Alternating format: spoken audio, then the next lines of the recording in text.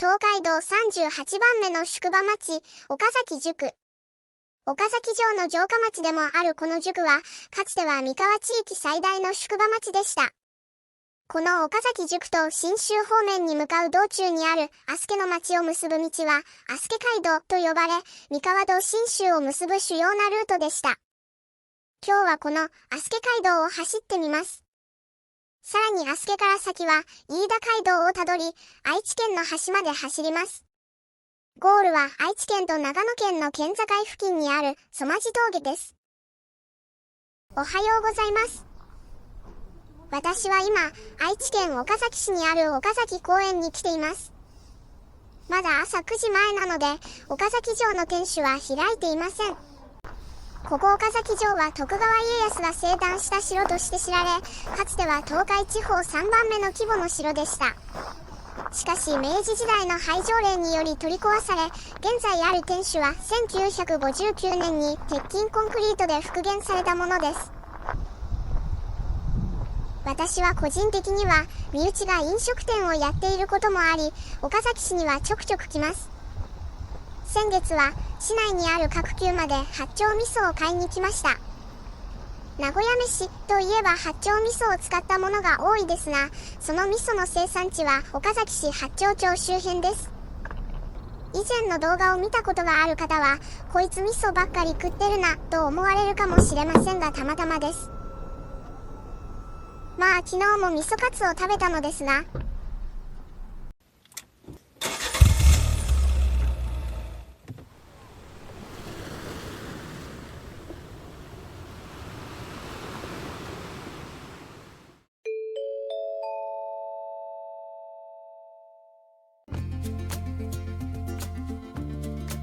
まずは東海道から足助街道が分岐するところまで行きます。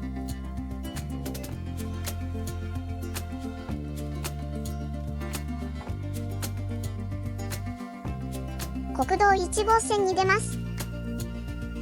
岡崎城下町内の東海道は27曲がりと言われ複雑に右左折しています。いわゆる可燃手で軍事的に城を守る目的や旅人を町に留まらせる経済効果があると言われています。ここ材木町から1区画のみ東海道となります。左手には岡崎城信濃門跡の碑があり、足助街道の起点であると記されています。ここからしばらくは県道39号に沿って北上していきます。足助街道は三河湾で採れた塩を信州方面に運ぶために使われた塩の道の一つであり、七里街道、信州道、善光寺道などいろいろな呼び名があります。本来の足助街道はここ伊賀町交差点を北進ですが、早速寄り道をします。伊賀八幡宮に着きました。伊賀八幡宮は徳川家とその祖である松平家の氏神で、徳川家康は大きな戦の前にはこの神社に必ず参拝し必勝祈願をしたと言われています。境内には徳川ゆかりのものが多く見られます。伊賀町交差点から足助街道に戻ります。足助街道は江戸時代にはここ伊田観音から分かれて豊田市松平方面を通る東回りのルートも存在しました。本来の足助街道を通行するのに必要な税を免れるために利用されていたようです。県道26号岡崎環状線を横切ります。一方通行のため迂回します。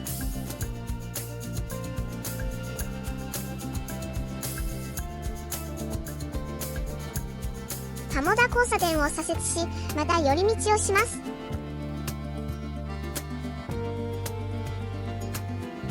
大樹寺に着きました。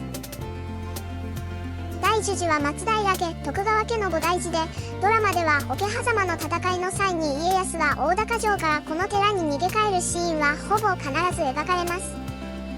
この寺から岡崎城までは一直線に視界が開けており、ビスタラインと呼ばれています。観光バスも来る有名スポットではありますが、滞在15分で駐車料金500円はちょっと高いです。引き続き県道39号とその側道を北上していきます。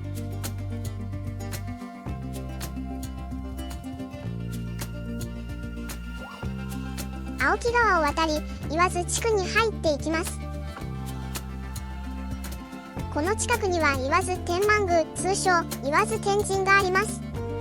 学問の神様菅原道真を祀り、受験の合格祈願で多くの人が訪れます。この牛の頭を撫でてから自分の頭を撫でると頭が良くなるそうなので、勉強の壁にぶち当たった人はどうぞ。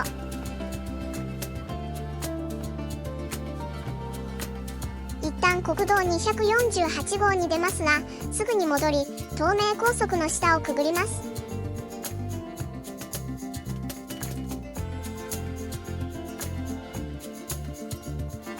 この先安家街道は現在は北斗台という住宅地となり、道は喪失しているためカットします。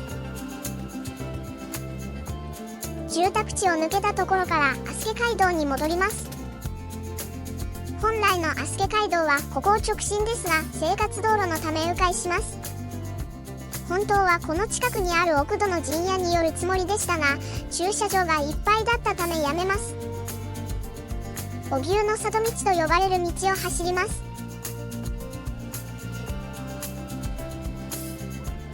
右手には地蔵と道しるべがあり、右岡崎道、左善光寺道飛鳥と書かれています。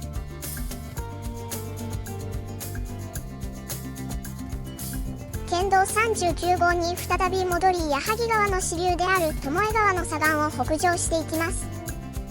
この先軍海川を渡る橋は狭いため徒歩で撮影します。軍海川を渡ると豊田市に入ります。豊田市は2005年に三河の北東部を九州合併したため、この先長野県との県境まで豊田市となります。市の面積は県内1位、人口は名古屋市に次いで県内2位となりました。明治以前の飛鳥街道はこの辺りで中村の渡しで巴川の右岸に渡ります。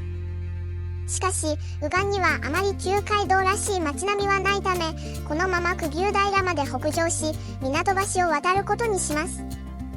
久牛平は巴川の水運と馬による陸運の接続地として栄えた地です。今でも街並みに旧街道の面影があります。港橋を渡り県道39号を離れ、ここからは巴川の右岸を走ります。現在一般的に飛鳥街道と呼ばれるのは巴川の左岸の県道39号ですが、古いのはこちらの右岸の道です。松平橋で国道391号と交差します。右に行けば徳川家の祖発祥の地である松平号に、左に行けば豊田市の中心部につながります。ここからは県道487号を巴川のさらに支流に沿って走ります。現在の飛鳥街道である県道39号は終点まで巴川の川沿いを走りますが、その道ができたのは明治20年以降です。それ以前からあるのは現在走っている山あいを通るルートです。旧シャチノミ村現公会町の集落を抜けていきます。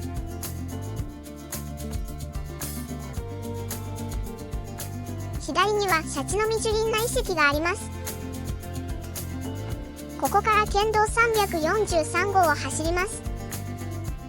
随分と山奥まで来たような風景ですが、この辺りから豊田市の中心部まで自動車で30分ほどの通勤圏内です。県道を外れて乗貞の集落に入っていきます。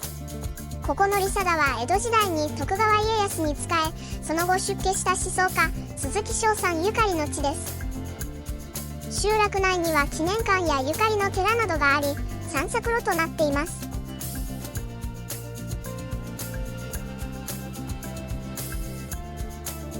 ここから一山越えます。右手にあるのは中部電力の変電所です。飛鳥街道はこの左にある細い道ですが、車の通行が困難のため徒歩で撮影します。やはり今回も歩くことになってしまいました。まあ普段全く運動をしていない低堕落なので、たまにはこういったのどかな道を歩くのも悪くはありません。しかしこの下り坂、行きはいいですが帰りが怖いです。足パンパンで車に戻ります。左にまだ道しるべがあり、足助善光寺道と書かれています。大島の集落を通ります。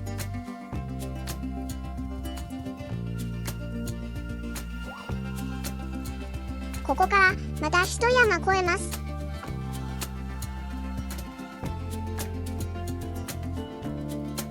自然豊かで謎の野鳥も飛び出してきます。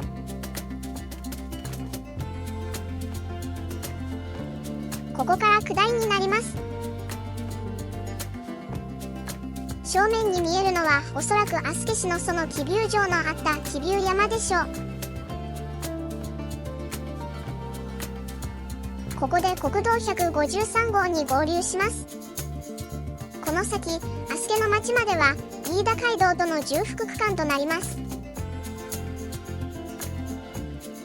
ここ追分交差点は現代の足助街道である県道39号の終点です。ここから再び巴川と並走します。足助には香蘭渓という渓谷があり、愛知県屈指の紅葉の名所です。この道は秋のもみじ狩りの季節ともなれば大渋滞します。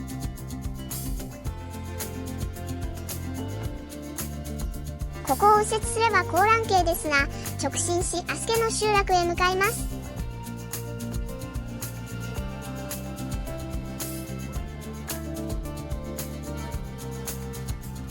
足助の町に着きました。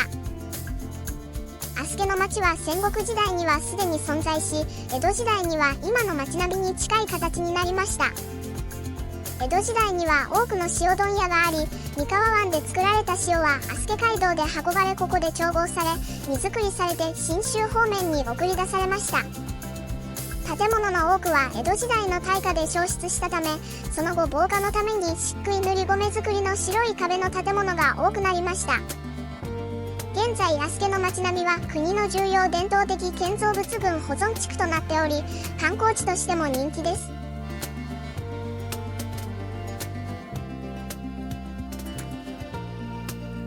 ここからは飯田街道の単独区間となります。ここから千田までの区間、国道153号は明治時代以降に定められた道です。今回はそれよりも古く江戸時代からあるルートである足助川沿いの県道33号を行きます。飯田街道は名古屋の城下町と信州飯田を結ぶ道です。名古屋足助間のルートは複数存在しますが、足助から先のルートはおおむね1本に絞られます。飯田街道は三州と呼ばれた西三河と信州を結ぶ主要ルートであったため、三州街道と呼ばれることもあります。また飯田よりさらに先の伊那までの道をもって伊那街道と呼ばれる場合もあります。さらに中馬という馬を利用した物資輸送が盛んであったため、中馬街道とも呼ばれます。物流や善光寺伊勢神宮への参拝、武田信玄の三河攻めなど昔から多くの人に利用されてきた歴史のある道です。現在でも中央道にある恵那山トンネルは危険物積載車両の通行ができないため、飯田街道は信州方面にガソリンを運ぶルートとして不可欠です。ここ千田から再び国道153号を走ります。本来の飯田街道は安釣川沿いの道ですが、細く車の通行は困難のため国道を走ります。ここが唯一車で走れる安釣川の右岸の飯田街道です。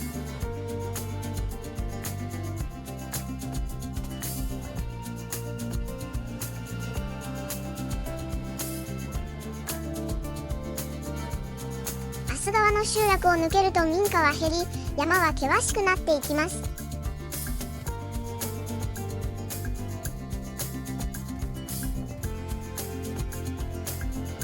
岡崎を出発して約3時間、もう正午近く、お腹も空いてきました。少し昼休憩を取ります。ドライブイン伊勢神は昔からあるレトロなドライブインです。この先にある道の駅どんぐりの里稲部はいつも混んでいますが、ここは静かで空いていていいです。五平餅を食べました。愛知県ではわらじ型と言われる楕円形が一般的ですが、ここのは長方形です。そしてまた味噌です。腹も満たされたので先に進みます。国道を外れ、飯田街道の難所の一つであった伊勢神峠に向かいます。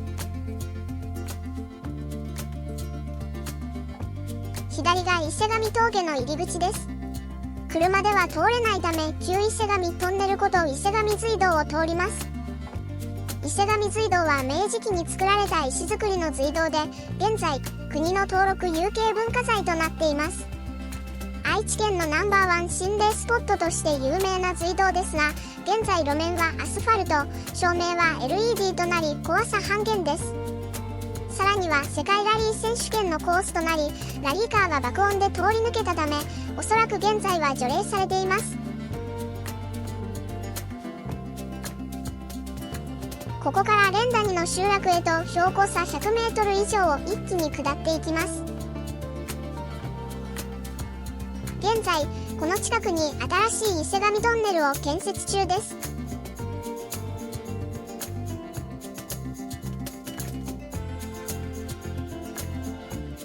ダント川を渡り、また坂を駆け上がります。このアップダウンは当時徒歩で行き来した人々にとっては大変だったことでしょうが、私もガソリン代が心配です。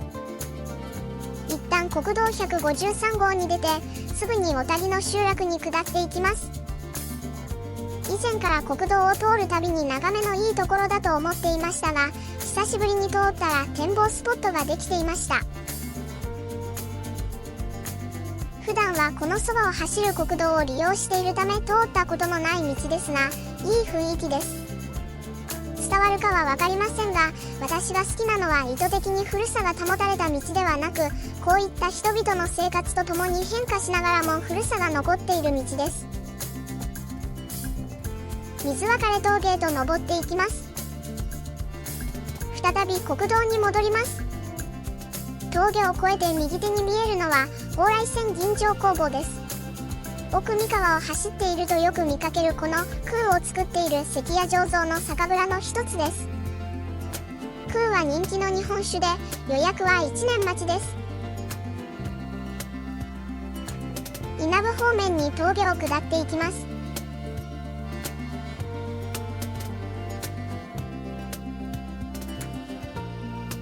この辺りの旧街道は調べてもはっきりとは分かりませんでした。稲部川から水分峠に登る道なので、今の国道ほどまっすぐではなく蛇行した道だと思われるので、地図を見てそれらしい道を走っています。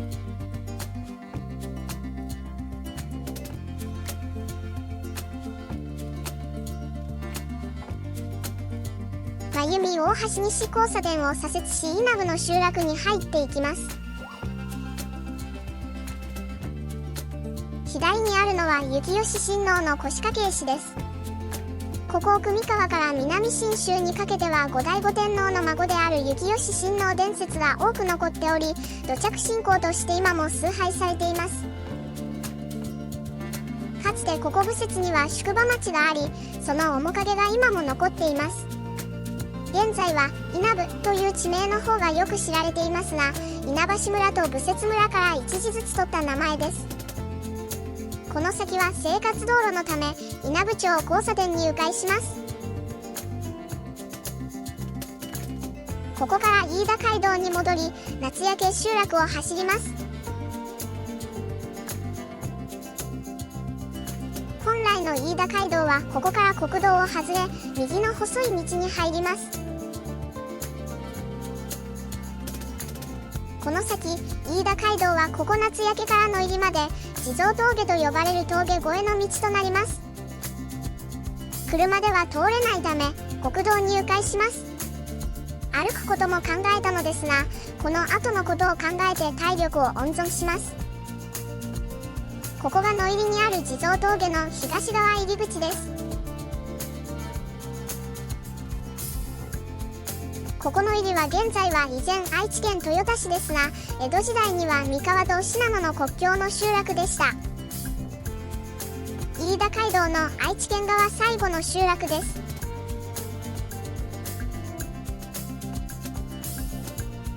本日のゴール、曽間地峠に向かって坂を登っていきます。曽間地峠の入り口に着きました。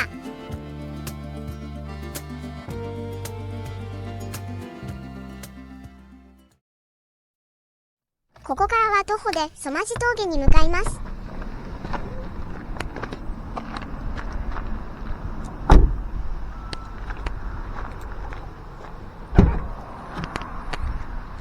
リュックには水と食料を入れて持ってきました。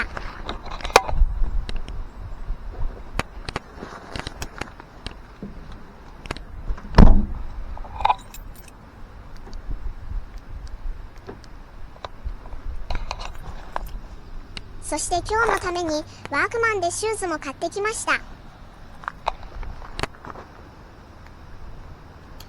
曽間地峠まではここから直線距離で500メートルほどです。地図はないのでスマホの GPS を頼りに進みます。ちなみに私は登山経験がありません。片手にカメラを持って撮影しながらなのでブレブレですがご容赦ください。いきなり道が右と左に分岐しています。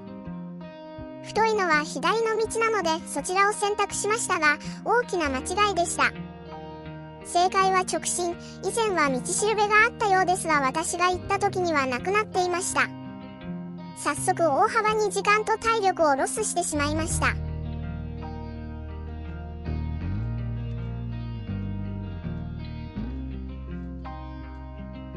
小さな沢を渡ります。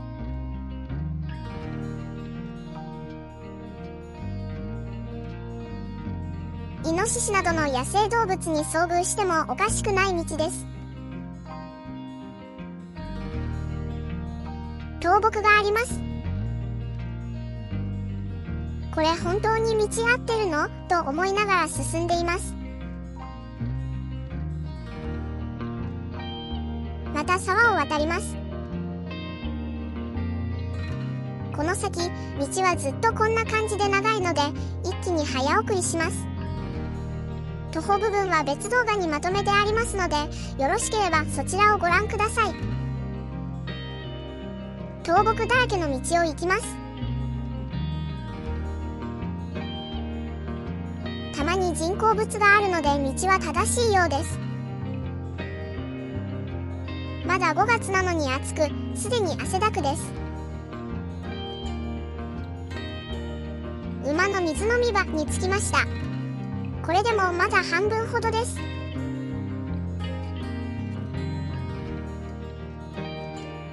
ところどころ道が崩落しています。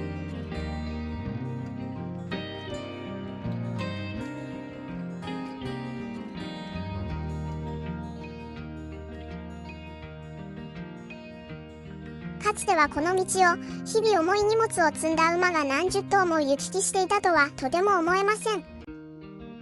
武田信玄の三河攻めの際には2万5,000もの軍がここを通過したそうですが、どうやって通ったのでしょうか。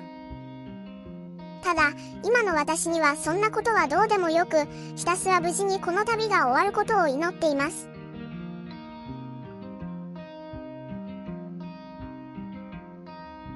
ついに現在の愛知県と長野県の県境に到着しました。峠までもうすぐです。ここまで自分はドライブのチャンネルを作ったはずではと常に自問自答しながら登ってきましたが、ようやく報われます。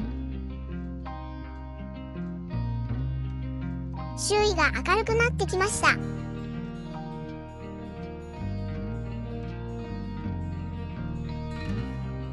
やっと視界が開け、雪吉神社に着きました。先ほど少し触れた土着信仰の対象です。ここを曲がった先がゴールのはずです。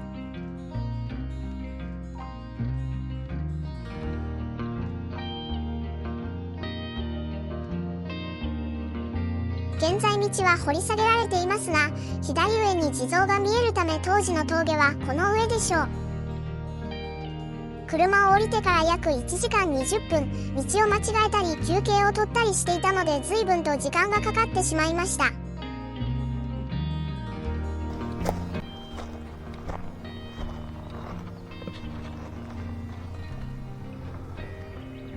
今日も無事完走することができました。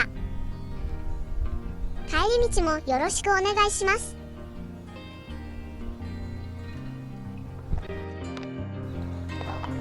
曽間地峠から今来た愛知県方面の映像でお別れです。